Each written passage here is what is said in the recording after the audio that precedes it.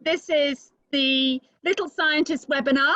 These are my favourite STEM experiments to do with water and mathematics.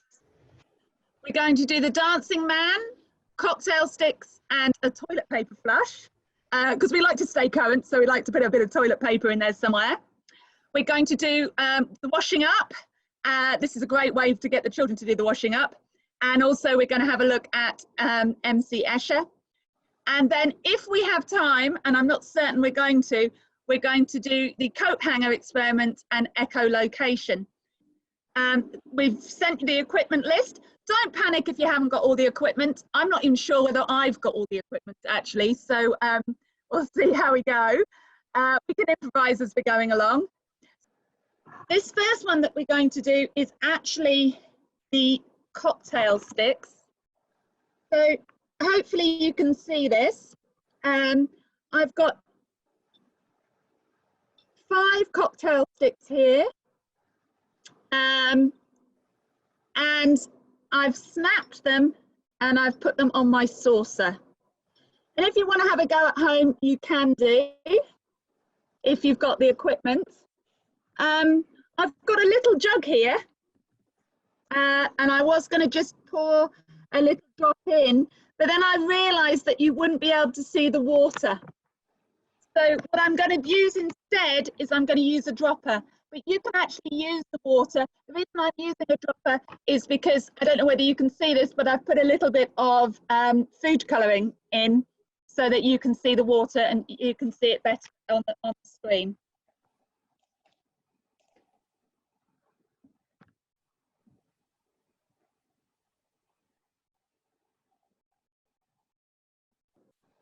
Okay, this actually demonstrates the hydrogen bonding in water. Obviously, we wouldn't go in that much detail, but if you can look,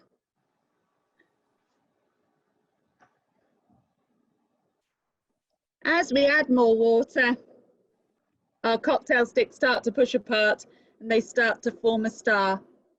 If you have this going at home, we'll check back and have a look. Who's actually following along here? Jessica? Who have you got with you, Jessica? Yeah, my daughter, Sophia. You want to say hi, Sophia? Hello. So, what can you see happening? What's happening, guys? What can you see? What's happening? They're closing in together and they're making a point. Yeah, it looks like a star that doesn't look like a proper star. I added too much water. The variable is a good. Mine's looking like a little bit like a misshapen star as well. But you know something, we have to give it a little bit of time, Sophia. And as we give it a little bit of time, it'll get a bit better. Now, the next one I'm going to show you is actually the dancing man or the running man. And there's actually a video of this on our website. There's probably about 2 or 3 explorations going to go up every week, depending on how much equipment we've got at home and what we can think of doing with it. But as we do it, we'll post a reminder on our Facebook. So if you like us on Facebook, then you'll actually see that when those videos go live. Each one of them has a little explanation alongside it. So as we go through, you'll be able to do this at home or in your centres as well. And you can also, quite a few of our Little Scientist houses are sending these home to do with children at home as well, so that people are doing the same thing at the centre as and at home.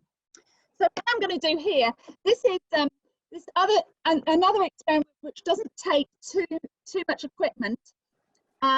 We've got a whiteboard marker and another china plate. What we're going to do is just draw a little man on our china plate.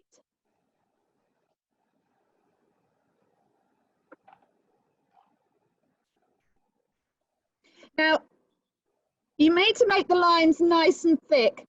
And if you've got a choice, if you're lucky enough to have a choice of whiteboard markers at home, I have to say, I found the green ones work the best. But you see how you get on.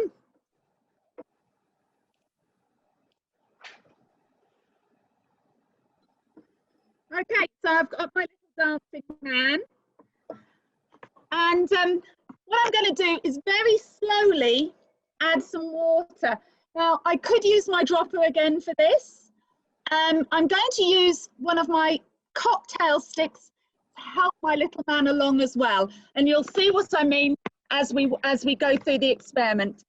So I'm very slowly, can you all see that? I'm very slowly adding some water.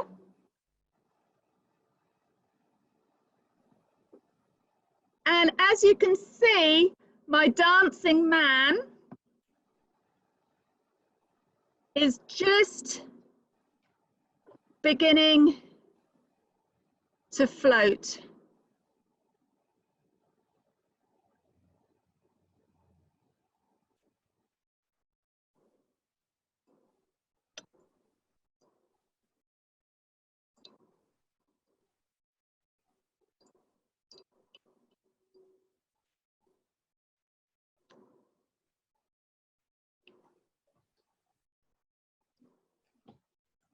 Okay. Now I'm using the cocktail stick just to very gently help some of my musical notes float. And then if we tap or move slightly the water, the ripples will make our dancing man float. I've seen this done where you've put the saucer on top of a speaker. You have to be very careful because obviously water and electricity don't mix well, but you put it on top of the speaker and the vibrations of the music will make the man dance in time to the music as well. So it's an acoustics experiment as well as a bit of chemistry, and it's quite fun as well. Now, when the video goes live, there'll also be a little bit of a science explanation alongside that as well. Right, how's everybody doing? I can see, Rochelle, you've done that at home? Kids have done their drawings there. And now they're adding the water. One other experiment.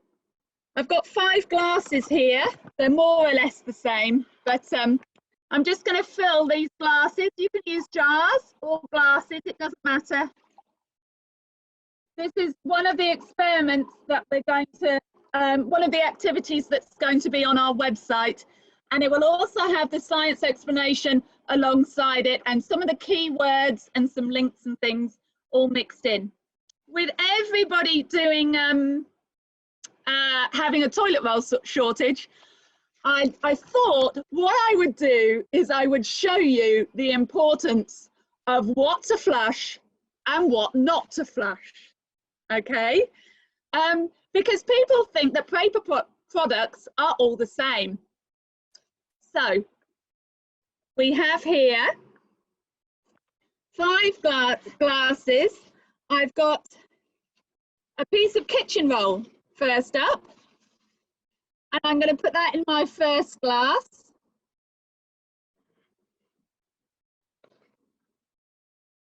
Now, if I was being really scientific about this, I would actually use the same size pieces of paper each time. But again, the cleaning fairies at this end of the internet have all cleaned it all away. So we're just taking pieces as they come. I've got a piece of toilet roll that's going in my next glass. I've got a napkin in my 3rd glass. Rochelle, can you just show us what you're doing there? Yep, so we've got a tissue in one, then we've got a napkin and toilet paper in our glasses. And I've got a tissue here as well. All right, so here we go.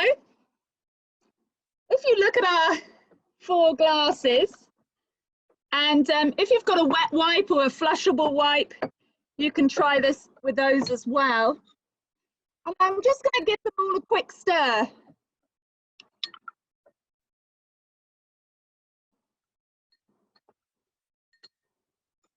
I can actually get my kitchen paper and I can pull it out. I can stretch it out, and I could actually even, to the point where I could even dry that out and it would be completely unchanged. So it's not disintegrating at all. It's not making any difference dunking it in the water. And actually, I've got a couple of jars that I did last week when we filmed this for our website, and it hasn't made any difference. It's still, I could still take it out of the water, dry it on the line, and it would still be usable. My napkin, the colour has come out a little bit, but as you can see, although it's ripping, it's still holding together. It's disintegrated a little bit, but it hasn't really made much of a difference. My tissue, yeah, my tissue is disintegrating just a little bit, but not very much, which is probably a good thing, because if I blew my nose on this, I really wouldn't want it to disintegrate while I was blowing my nose. If it disintegrated on contact with water, I'd be in trouble. But my toilet paper is disintegrating rapidly. It's breaking up into tiny little particles, and it's actually just becoming fiber. It's just a fiber. Now, that's a good thing. And if I flush that down my pipes, then it would actually not clog my pipes. But all the others, if you look, all the others would be a bit of a problem. So have a go at that at home and see whether those flushable wipes that people use actually are flushable, because I don't think they are.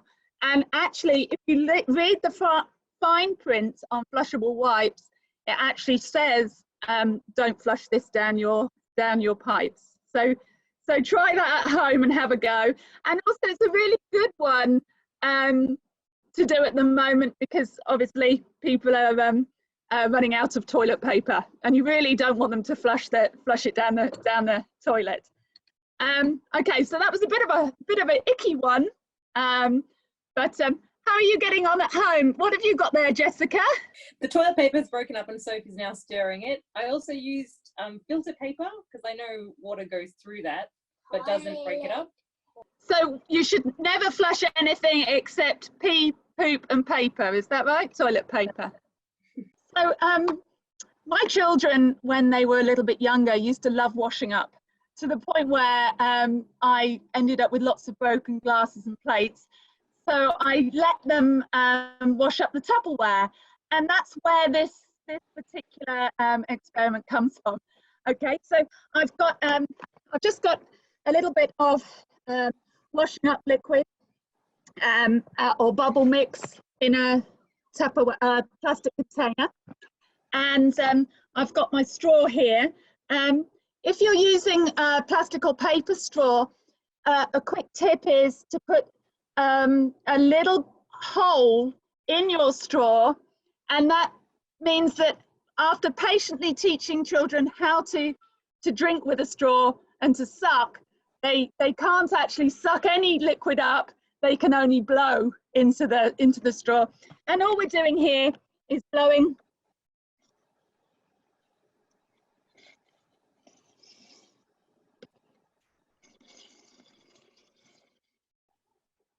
I've got a little bit of food dye here, which might enable you to actually see the bubbles in a bit more detail, and also dyed Easter eggs recently. Here we go.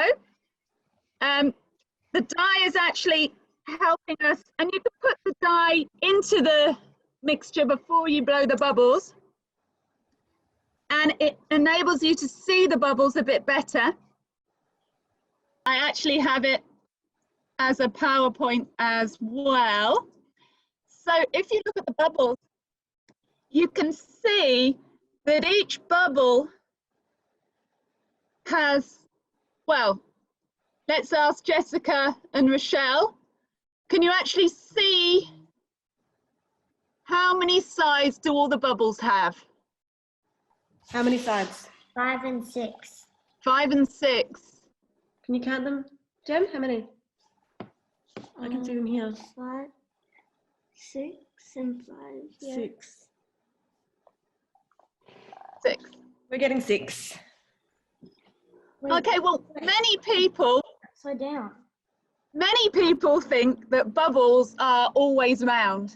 And so when you ask children what shape is a bubble, then you often get the answer that they are round. And when we blow soap bubbles, they are round. You never see a soap bubble with corners. But when you have lots of soap bubbles all squished together, you usually get hexagons. And with the older children, you can learn with tallies, and you can count the number of sides each one of your bubbles get. If you've got uncoated paper, you can actually do a bubble print of this, and you can have this on paper, which makes it easier to count, because otherwise sometimes the bubbles pop as you're counting the sides. So usually the bubbles will have usually 6 sides. And next time you're doing the washing up, or next time your partner's doing the washing up, lean over their shoulder and count the number of sides of the bubbles. Now the reason for that, and I'm just going to put up share my screen again. Nature doesn't like waste, so it uses the smallest amount of bubble mix for the biggest amount of volume of bubble. But it also doesn't like a vacuum. So if you look at the bees here, the picture of the bees, they would actually be making round cylinders, actually, Hayley. Yes, cylinders. Sorry. Having worked bees, they are round the way, because of their thoraxes are cylindrical. They put their thorax inside the wax cylinder, and of course what happens is the wax actually becomes hexagonal. It's not a perfect hexagon, but it's at least the naked eye, it looks like a hexagon. Sorry for butting in. Oh no, thank you, Jim. I actually keep bees as well, and you did a much better explanation than I was going to, so I really appreciate that. You're right, they do actually produce cylinders, and then what happens is, and I'm just going to go back to a very, I don't know whether you can see this, but because there's a gap in here, what happens is the cylinders squish together and it ends up as hexagons. And it's because the hexagon is the largest regular shape you can make with that wax. So it will hold the biggest area, the biggest volume rather, but it will still tessellate. And that's what we're going to look at now. We're going to look at a little bit of tessellation. But before we leave the washing up, I'm just going to show you one thing. Okay, so when I do the washing up, or I do the washing up with children, I actually don't let them near the china or the glass anymore, because I'm as you can probably realise, I don't have many cups and saucers left. We wash up plastic pots, takeaway containers and Tupperware and things like that. And what I've done is I put a spot in the corner of my tubs, not on every one of them. And I'm just going to also very quickly talk about rotational symmetry, and then we're going to show you that with the Escher paintings. So we've got the lid of this one, and the lid only fits on two different ways. It fits on this way, it doesn't fit on this way, and it does fit on this way. So this is a great way of showing rotational symmetry to children, because the lid only fits on two ways. So a rectangular lid or a rectangular shape can only swivel round on one point twice. So it's got a center of rotational symmetry of 2. This one has, well, what do you think it's going to be? I've got a couple of people holding up 4 fingers. All right, so it fits in 1, 2, 3, 4. Just be careful on the circular ones because obviously they have an infinite number. We've just talked about tessellation, or how shapes tile together and those hexagons tile together. But we've also talked about rotational symmetry as well. I'm going to leave you with these Escher pictures, and you can see which ones have tessellated and which ones have rotational symmetry, because it's fairly obvious. We've got the top row with the tessellations, and then we've got the bottom row with the rotations.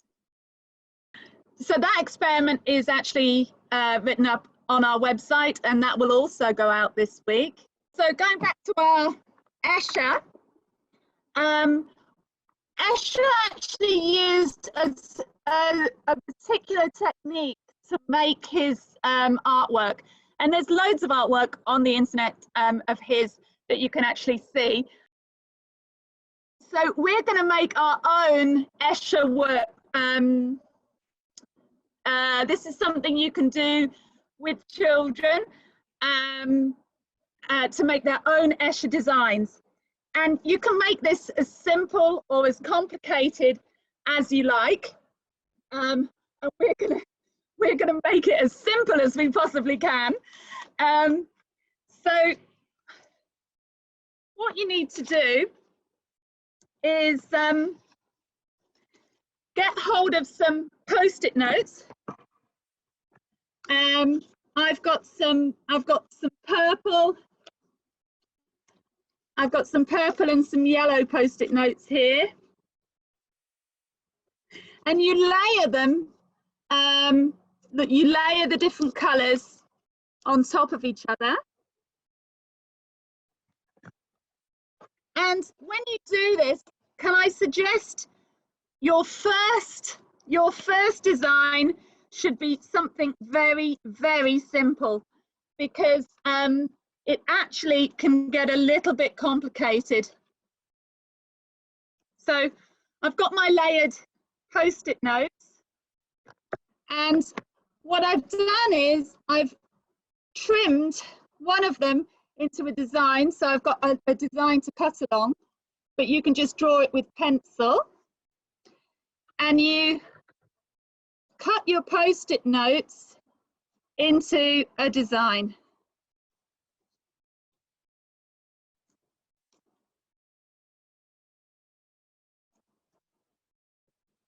And then because the square is tessellated or tiled, then the result tessellates and tiles as well. So we've got our cut Post-it note, and our new shape should tessellate as well. There we go. So we know that that new shape will tile or tessellate.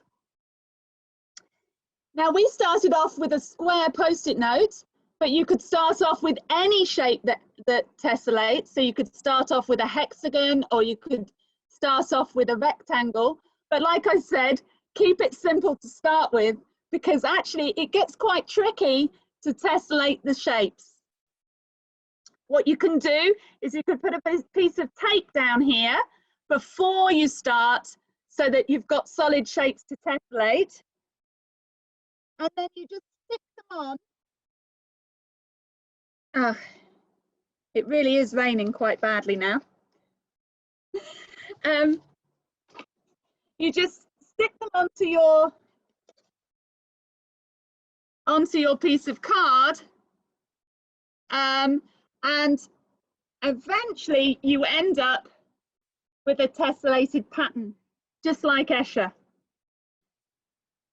Now, this was a really simple one. I've got a few different ones here. Some of the post-it notes have fallen off. And you can actually make it as complicated as you like. So this is one that I did just for the purposes of demonstration. And if you don't want to waste post-it notes, what you can do is you can make your own design as complicated as you like, and cut it out of card and then continually draw around it. And then colour it in. And you can make your own Eschers at home. Okay, so that's tessellating shapes. And remember, we started off, we got this far from washing up. So we've actually gradually got different shapes as we've washed up. Okay. Now, can I just ask, has anybody got any questions about that? Jim, can you talk us through it? You'd like me to talk you through it? Yep, just Okay. show us your results. Okay. All right. Okay. Well, I'm still making it up on it, but yeah, I just used little squares of post-it notes, different colours, of course, and I try to get complicated with the line, just from side to side, curvy lines, and then put the jigsaw puzzle back together. It's fantastic. Lovely. So like Jim says, it is a bit of a jigsaw puzzle, and that's why I'm saying keep it as simple as possible, because otherwise it gets a little bit complicated trying to reassemble your shapes. But you can see that you can get quite dramatic results in quite a short amount of time. So it's a nice maths activity to do, and it's a simple one with and if you use post-it notes, the great thing about the post-it notes is that they actually stick on as well as you're going through. Okay. I like in the videos you did the other day, I like just the use of a simple dot on an animal's head, and you end up with an animal figure. That was fantastic. You mean on this one, Jim? Yeah, that's right. Yeah, Yeah. It's fantastic. Love it. Love it. So those top ones are tessellations. The bottom ones all have a center of rotation. The first one on the bottom has a center of rotation of 12. The second one has a center of rotation of 3, because if you turned it 3 times, then it will fit into itself 3 times.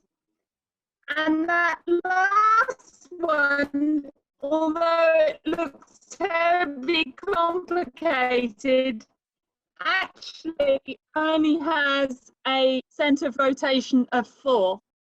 So Esch has also done some fantastic optical illusions, some of which we use in our optics workshop. We've got a couple here. This is one where a figure is going up the steps, and also down the steps at the same time, upside down. And those two actually remind me of my house at the moment, but not to worry. And we've just got one more experiment to do, one more activity to do before we wrap this up.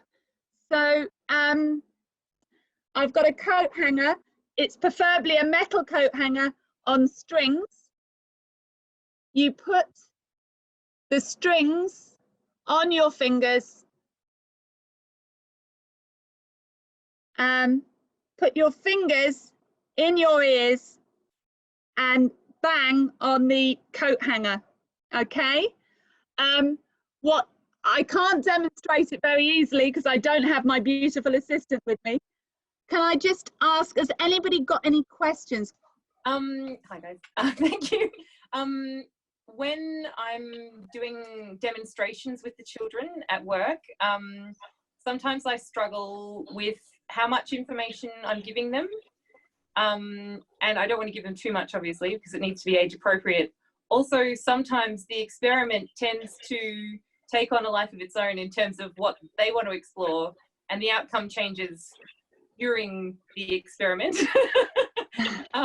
which is great. And that's, that follows my philosophy of teaching. But I'm just wondering if anyone else has the same problem. Because I think you've just demonstrated that really well, yes. actually. Yes. You've heard that adage, never work with animals and children, haven't you? Children, yeah. Well, I would say, and I don't know whether anybody else wants to jump in on this, you just go with the flow. In fact, some of the best discoveries I've made have actually been when things have gone horribly wrong. I've just filmed something with on dyeing Easter eggs, and actually some of the best results we got were from things that had gone really, really badly and that we hadn't planned at all. So sometimes I struggle to explain what we've discovered, because sometimes we come up with something that isn't necessarily something that I understand. Does that make sense? So sort of, and the children will ask me what happened, and I'm like, oh, I have no idea, but we can find out. I think this is a really good opportunity to ask them what they're thinking. What do you think happened? Have we got another idea about what's happened? And often that's just enough of a good discussion for their creative brains to get going. And particularly when you try an experiment twice and you get different results. Yeah. It can be confusing, but that's okay. I think one of the great things about this is you don't have to have a concrete answer all the time, as long as we're considering what might be happening, and then we can readdress it later on if you try again. Yeah. I always tell a couple of stories. One of when my son was very young, and he was standing up in the cot and asked me, and said to me, it's 2 o'clock in the morning, and I had a little one as well, a baby as well. And he said, I said, oh, come on, sweetheart, it's time to go to sleep. And he went, why? And I said, well, because it's nighttime. Why? Well, because it's dark outside. Why? Because, and in the end, I was there, with a torch and the earth, there's a ball for the earth, and I was trying to explain how, and you're just there, and you suddenly think to yourself, why am I doing this? He doesn't understand what I'm talking about. My husband came and got me and put me back to bed. But it's so true in the fact that I have my little girl honestly believes that wind is formed by trees talking to each other, and that's okay, because that's her view of the world. And next time we're at the beach, I'll say to her, there aren't any trees around and it's still windy. What's causing it? Because there's no way I'm going to be able to explain low pressure and high pressure off the coast of off the south coast or anything in order to explain how wind is formed. And nor should I, because every time I leave the Blue Mountains, she asks me whether we're leaving Australia. She's, so why would I do that to her? I think actually asking children what their opinion is, and then sort of saying to them, validating that and asking those questions, it shows that you're taking their scientific theories seriously, and also that you're interested in what they're thinking, and that's great, and having someone explains, it's a role reversal, isn't it? You're actually taking on the role of the learner, and they're explaining it to you. And how great is that for their self-esteem and their self-efficacy? It's fantastic. So I would go with that. We had another question, I believe, Lena. Yes, we've both got Annabelle, who's asked, how do I explain tessellation to preschoolers? I use the word tessellation because that's the correct mathematical term.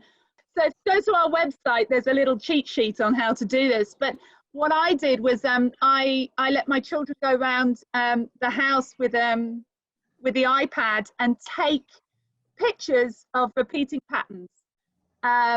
So they obviously you can do things like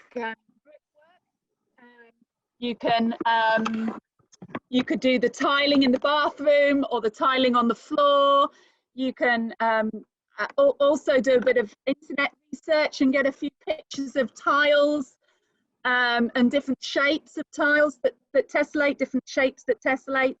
And then, so introduce those words first before you start the artwork and before you show the measure. So just start off with shapes that tessellate, so rectangles, squares, hexagons, and you can discover which ones do and which ones don't. You could use building blocks to do that, or you can use different shapes that you've cut out of card and see what shapes fit together. You could also, another great way of talking about tessellations and shapes that tessellate or tile is to look at some of the beautiful patchworks that are out there. Those, I want to say diamonds, but I'm going to use the word rhombus. Those rhombus shapes that tessellate as well, you can get some beautiful patterns out of those as well. So maybe start by looking at some of the other things that, the other shapes that tessellate, and look at some other designs, and then go into making your own. And again, like I said, start off really simply. Maybe just make a pattern out of the Post-it notes to start with, and then make one small change. Jim also had a question. I think you had your computer hand up at some point. Yes, I did. Thanks very much, Lena. Yeah, I think with young ones, it's just a case of allowing them to learn, and remember that you don't have to have it solved now. It can be open-ended. Just to add to what Heidi said about learning, because it is a lifelong journey. As long as they remain open and curious, I think that's what I love about Little Scientists, is the fact that you foster this sense of innate curiosity without needing to close off on an explanation. I think that's the most wonderful thing about the whole program. You know, it rarely happens the way I want it to happen. It's like the adverts for nappies. Okay, you see an advert for nappies and it's all sort of Vaseline screen, and you gazing adoringly into the child's eyes, and you're putting the nappy on, and there's soft music playing in the background and everything else. And we all know that is actually not anything like the reality. In reality, you're probably going to get kicked in the face or something. So, and it's the same with an experiment and activities. And I can remember when I first started setting up activities for children, and you have a set idea of how this is going to go, and this is going to be fantastic, and they're going to come out with this outcome, and this is my intention, and if they don't get to this particular point, then I'm going to be there. And it never goes out that way. It never does. And sometimes the things that you pick up by accident, or the things you discover by accident, even if it's, oh dear, or even if it's how to get food dye out of your best skirt, is actually, you know, sometimes you learn for a different reason, don't you? So hopefully that helps. Okay, now we're gonna wrap this up. I think is that time. Okay, thank you so much for joining us on the first one of these. We will be doing a few more. Check out the videos, and also check out the ones that we've got online as well.